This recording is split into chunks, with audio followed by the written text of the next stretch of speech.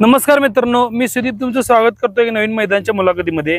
तर आता भरपूर मैदान निघाले ते आता महिन्याच्या शेवटला महाराष्ट्रात असतील, कर्नाटकात असतील। आता यात्रेची काही शेवटची जी मोठी मैदान आहेत तीच आता आपण मुलाखत घ्यायला आलोय आपण मरबमध्ये। तर आता हे मरब पहिला गाव कुठं आहे ते तुम्हाला सांगतो। तर आता मरब हे मित्रांनो गाव रायबाग तालुका आणि बेळगाव जिल्ह्यामध्ये येते। तर हे कुठे येते, जवळच मोठं गाव म्हणलं तर मायका चिंचली, जे आता बैल मालकांचे जे श्रद्धास्थान आहे, प्रत्येक बैल मालकाचं जे श्रद्धास्थान आहे मायका चिंचली देवस्थान, तिथनं बरोबर 4 किलोमीटरवर गाव येते। तर आता आपण मुलाखत घ्यायला यामध्ये कोणते कोणते गट असणार आहेत, पट्टा पण आपण बघणार आहे कसा असणार आहे ती आता आपण सगळी माहिती पंच कमिटीकडनं घेऊया। तर सुरुवात करूया। दादा पहिला तुमची ओळख सांगा।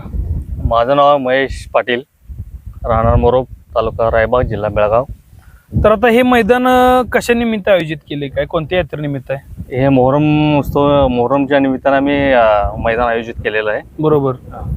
तर आता ह्यामध्ये किती गट, एकूण किती गटात हे मैदान पार पडणार आहे? 3 गट। 3 गट। हा। आता मग कोणती कोणती गट आहेत त्यामध्ये? पहिला बैलगाडी जनरल गट। हा। आणि दुसरी एक घोडा एक बैल। हा। आणि तिसरं घोडागाडी, जनरल घोडागाडी। मग आता पहिला आपण बैलगाडीचं बक्षीस बघूया। तर आता जनरल गटाला कोणतं बक्षीस म्हणजे किती आहे? पहिलं बक्षीस 1 लाख रुपये, दुसरं 70,000 रुपये, आणि तिसरं 50,000 आणि चौथं 30,000 रुपये। 4 आहेत काय बक्षीस? चार बक्षीस। चांगला आहे, म्हणजे मालकांचा विचार करून हे बक्षीस काढले। 4 पर्यंत बक्षीस आहेत। चौथं किती म्हणला? 30,000 रुपये। 30,000 रुपये। आणि प्रवेश फी 10%। 10% म्हणजे प्रवेश फी 10,000 रुपये। बरोबर, 10,000 रुपये। आणि आता घोडा बैलाचा आपण बघूया, कारण आता हे आता आपण बक्षीस बघितली बरोबर, रोख रकमेची। बरोबर। आणि याला ढाल निशांतीन काय काय असणार आहे जनरलला? पहिल्याला 5 फूट आहे, हा। नंतर बाकी सगळे आहेत त्या ढाल, 4 फूट, 3 फूट, 2 फूट ढाल। 2 फूट ढाल। म्हणजे पहिल्या 1 लाख रुपयाच्या मानकरीला 5 फुटी ढाल मिळणार आहे, निशाण मिळणार आहे। 2 नंबरच्या मानकरीला 4 फुटी ढाल मिळणार, 3 नंबरच्या मानकरीला 3 फुटी आणि 4 नंबरच्या मानकरीला 2 फुटी ढाल अशी मिळणार आहे बक्षीस। आता आपण पुढचा गट बघूया, घोडा बैल। कसं आहे, महाराष्ट्रात घोडा बैलाला बंदी आहे, पण कर्नाटक सरकारकडनं परवानगी आहे घोडा बैलाला। तर आता आपण त्याचं पण बक्षीस काय बघूया। आता घोडा बैला बक्षीस काय आहे? घोडा बैला प्रथम क्रमांक 20,000 आहे। 20,000। दुसरा क्रमांक 15,000 आहे। तिसरा 10,000 आहे। आणि पहिला क्रमांकला 5 फुटीचा डॉल आहे, दुसऱ्याला 3 फूट आहे, शेवटला 2 फूट आहे। 2 फूट डॉल। हा। आणि आता घोडागाडीला प्रथम 30,000 आहे, दुसरा 20,000 आहे, तिसरा 10,000 आहे। बरोबर। आणि त्याला पण 5 फुटीचा डॉल, 3 फुटीचा, 2 फुटीचा ढाल असणार आहे अनुक्रमे। बरोबर। आता सगळ्यात महत्वाचा मुद्दा आहे मित्रांनो, आता म्हणजे कसं आलंय, मध्ये काही किरकोळ मैदान म्हणजे गैरप्रकार झाले, त्यामुळे आता कर्नाटक असोसिएशननं महाराष्ट्रातल्या घोडागाडींना बंदी घातल्या, म्हणजे त्या घोडागाड्या इथं पळू शकत नाहीत। तर आता कमिटीनं म्हणजे काय निर्णय घेतले ते पण बघूया, की आता त्या घोडागाड्या इथे चालतील का फक्त कर्नाटक मर्यादित ही घोडागाडी आहे, हे आता आपण कमिटीला विचारूया। तर महाराष्ट्रातल्या घोडागाड्या इथे चालणार का, हे फक्त कर्नाटक मर्यादित आहे? नाही, आपल्याला का नाही, आपल्याला कर्नाटक महाराष्ट्र दोन्ही आपल्याला अवकाश आम्ही कमिटी वतीने दिलोय। त्यांच्या अनानुकूल त्यांनी काय पण त्यांनी महाराष्ट्राला येऊ शकत, आपल्याला आपल्या मैदानावर काय बंदी नाही। बरोबर। आपल्या मैदानावर कर्नाटकाला पण आपण तेवढंच मान्यता देणार, महाराष्ट्राला पण तेवढंच मान्यता देणार। बरोबर। कसं आहे, प्रांतवाद काय तुम्ही ठेवला नाही, म्हणजे काय नाही तुम्ही परवानगी, म्हणजे आता कसं आहे, कमिटीनं महाराष्ट्रातल्या घोडागाडीला परवानगी दिल्या, त्यांनी घोडागाडी घेऊन येऊ शकते, तिथं पळवायला काही अडचण नाही असं कमिटीने निरोप दिलाय। आता आपल्या मुलाखतीच्या माध्यमातून हे निरोप सगळ्यांच्या पर्यंत पोचवा। तर जे काही असोसिएशनच्या अंतर्गत काही कुठे मैदान येत असतील तिथं घोडागाडीला महाराष्ट्रातल्या बंदी आहे, पण इथं 100% महाराष्ट्रातली घोडागाडी इथं पळणार, कर्नाटकातली पण इथं पळणार। एकमेक पैर करून आला तरी पण चालते, किंवा दोन्ही घोडी महाराष्ट्रातली असली तरी पण चालते, हे आता कमिटीने निर्णय घेतलाय। आता ह्याच्यानंतर आपण या मुलाखतीनंतर आपण पट्टा बघणारच आहे।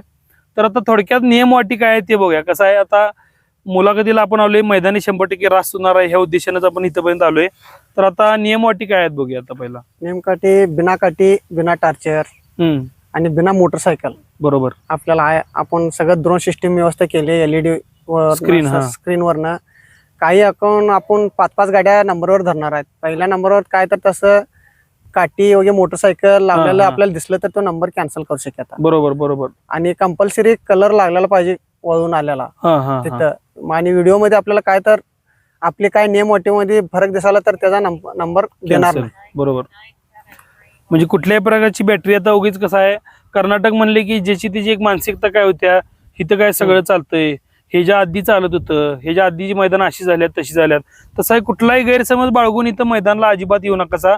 हे काय कुठल्या प्रवेश फीसाठी मैदान काढलेलं नाही, बरोबर. होय. यात्रेचं मैदान आहे, प्रत्येक ग्रामस्थ त्याच्या परीनुसार भले 100 असू दे, 200 असू दे, 5,000 असू दे, 10,000 असू दे, त्याच्या परीनं पैसे काढून हे मैदान केले आणि बक्षीस कुठतर मालकासनी 4 पैसे राहावत या उद्देशाने मैदान केले. त्यामुळे कुठल्याही प्रकारची बॅटरी, काठी, ढकली, मेजॉरिटी इथं काय चालणार नाही. इथं आता पट्टा आपण बघणार आहे, जास्तीत जास्त जरा डांबरीचा पट्टा आहे आणि सुट्याला माळात आहे आणि त्याचप्रमाणे कलर पण माळात होणार आहे. आता तुम्ही पट्टा पुढे बघशीलाच तर संपूर्ण ही मुलाखत होती कमिटीची, ज्यामध्ये तुम्ही सगळे कोणते गट आहेत ते बघितले, ज्यामध्ये जनरल गट, घोडा बैल आणि घोडागाडी. आता घोडागाडीला महाराष्ट्रातल्या गाड्या चालणार हे कमिटीनं आधीच डिक्लेअर केलंय, त्यामुळे तुम्ही गाड्या घेऊन येऊ शकतायसा. बरोबर चिंचलीपासून हे गाव 4 किलोमीटर अंतरावर आहे. त्यामुळं जास्तीत जास्त आपण व्हिडिओमध्ये लोकेशन टाकायचा प्रयत्न करतो, तरी पण इथं आता काय बैलगाड्या पळल्या असतील, काय घोडागाडी पळल्या पण असतील या पट्ट्याला, तर त्यांना काही जास्त अडचण येणार नाही. धन्यवाद मित्रांनो. तर मित्रांनो, आता आपण मराठीमध्ये मुलाखत बघितलीच, कारण आता कसं आहे, मैदान हे प्रॉपर कर्नाटकमध्ये येते, रायबाग तालुक्यामध्ये, बेळगाव जिल्हा.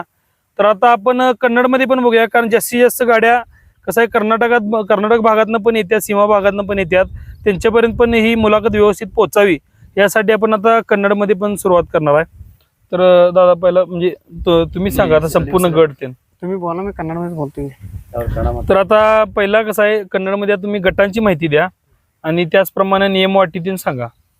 ಒಂದು ಕುದುರೆ ಗಾಡಿಯ ಷರತ್ತುಗಳು ಪ್ರಥಮ ಕ್ರಮಾಂಕ 20,000 ರೂಪಾಯಿ, ದ್ವಿತೀಯ ಬಹುಮಾನ 20,000 ರೂಪಾಯಿ ಪ್ರಥಮ ಬಹುಮಾನ, ಎರಡನೇ ಬಹುಮಾನ 15,000 ರೂಪಾಯಿ, ಮೂರನೇ ಬಹುಮಾನ 10,000 ರೂಪಾಯಿ. ಪ್ರಥಮ ಬಹುಮಾನಕ್ಕೆ 5 ಫುಟ್ ಡಾಲ ಒಂದು ನಿಶಾನಿ, ಎರಡನೇ ಬಹುಮಾನಕ್ಕೆ 3 ಫುಟ್ ಡಾಲ ಒಂದು ನಿಶಾನಿ, ಮೂರನೇದಕ್ಕೆ 2 ಫುಟ್ ಡಾಲ ಒಂದು ನಿಶಾನಿ. ಅದಾದ ನಂತರ ಕುದುರೆ ಗಾಡಿ ಷರತ್ತುಗಳು ಫಸ್ಟ್ ಪ್ರೈಸ್ 30,000 ರೂಪಾಯಿ, ಎರಡನೇ ಪ್ರೈಸ್ 20,000 ರೂಪಾಯಿ, ಮೂರನೇ ಪ್ರೈಸ್ 10,000 ರೂಪಾಯಿ. ಫಸ್ಟ್ ಪ್ರೈಸ್ಗೆ ಒಂದು 5 ಫುಟ್ ಡಾಲ ಒಂದು ನಿಶಾನಿ, ಎರಡನೇದಕ್ಕೆ 3 ಫುಟ್ ಡಾಲ ಒಂದು ನಿಶಾನಿ, ಮೂರನೇದಕ್ಕೆ 2 ಫುಟ್ ಡಾಲ ಒಂದು ನಿಶಾನಿ. ಅದೇ ರೀತಿಯಾಗಿ ಜನರಲ್ ಎತ್ತಿನ ಗಾಡಿ ಷರತ್ತುಗಳು 1,00,000 ರೂಪಾಯಿ ಬಹುಮಾನ ಪ್ರಥಮ, ಎರಡನೇ ಬಹುಮಾನ 70,000 ರೂಪಾಯಿ, ಮೂರನೇ ಬಹುಮಾನ 50,000 ರೂಪಾಯಿ, ನಾಲ್ಕನೇ ಬಹುಮಾನ 30,000 ರೂಪಾಯಿ.